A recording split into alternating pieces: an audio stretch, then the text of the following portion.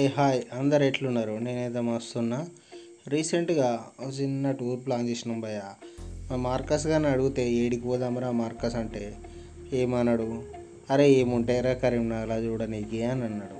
నేనన్నా కరీంనగర్లో ఏమున్నాయిరా భయ్య అని ఆలోచించుకుంటే ఏమున్నాయి, గీతా భవన్ ఏదో రెస్టారెంటో పోసాను అనుకున్నాను.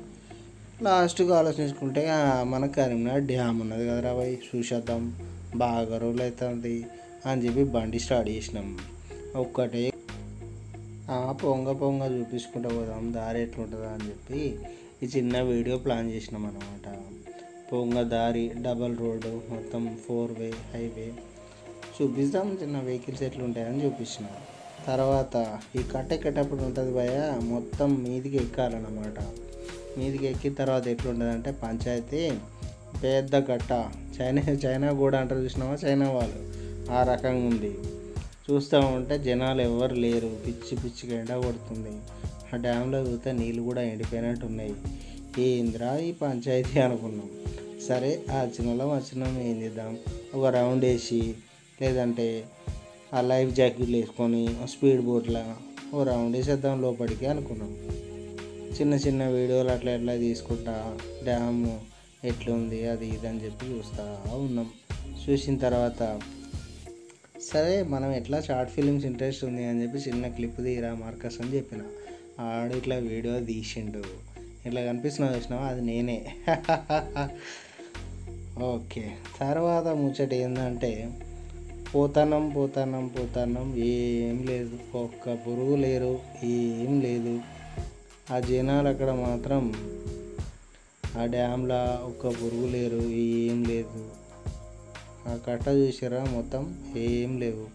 తర్వాత ఈడొకటి ఉంది, అది ఏంటంటే లైవ్ బోటింగ్ చేసేటోళ్ళకి చూసారా, ఆడ మొత్తం బోటోడు వదిలిపెట్టారు. అది ఖరాబ్ అయిందా మంచిగుందా తెలియదు సంగతి. వీళ్ళైతే ఫిషింగ్ చేసేటోళ్ళు అక్కడ మొత్తం హార్బర్లు ఏర్పాటు చేసుకున్నారు లోపలనే. సరే కిందికి పోదామని చూడంగానే ఇక్కడ రేట్లు కనబడ్డాయి. స్పీడ్ బోటు 350 అట, చిన్న పిల్లలకు 50 రూపాయలు, ఇంకా చిన్న పిల్లగల 30 రూపాయలట. సరే దిగుదాం అనుకున్నాం. అక్కడ గేట్ కాడ ఎవరు కనిపిస్తలేడు. సో కిందికి దిగి అని అడిగితే ఏమన్నానంటే ఏం లేదు భయ, ఇక్కడ పంచాయతీ ఎవరు లేరు, టికెట్ ఇచ్చేటోడు కూడా లేడు అని అన్నాడు. అన్న తర్వాత సరే చూద్దామని చెప్పి కిందికి దిగి తీసినాం. ఆడికి అయిపోయింది భయ ముచ్చట, ఏముంటుంది ఇంకేం లేదు. సరే వచ్చినాం ఏం చేద్దాం, ఇంటికి పోడదబ్బా అని చెప్పి డ్యామ్ కాడ ఏమేమి ఉన్నాయో చూపిద్దామని చెప్పి ఇట్లా జూమ్ వేసుకున్నాం. ఆడ చూడరి లాస్ట్కి ఒక కేబుల్ బ్రిడ్జ్ కనిపిస్తుంది. హైదరాబాద్లో ఉందనుకుంటారు ఏంది, కరీంనగర్లో కూడా కేబుల్ బ్రిడ్జ్ కట్టిర్రు కిరాక్. ఇంకా అది స్టార్ట్ కాలే భయ్య, అయితే మొత్తం చింపి టాకులేసుడే. సరే కేబుల్ బ్రిడ్జ్ జూమ్ అవుట్ చేసిన తర్వాత ఆ గేట్లు ఉంటాయి భయ, ఇప్పుడు వాటర్ ఎండిపోయింది కాబట్టి వాటర్ లేవు. మామూలుగా అయితే ఒక ఫ్లోర్ రేంజ్లు ఉంటుంది అన్నమాట. సరే దాంట్లో కూడా జూమ్ వేసి చూద్దామని చెప్పి వేసినాం.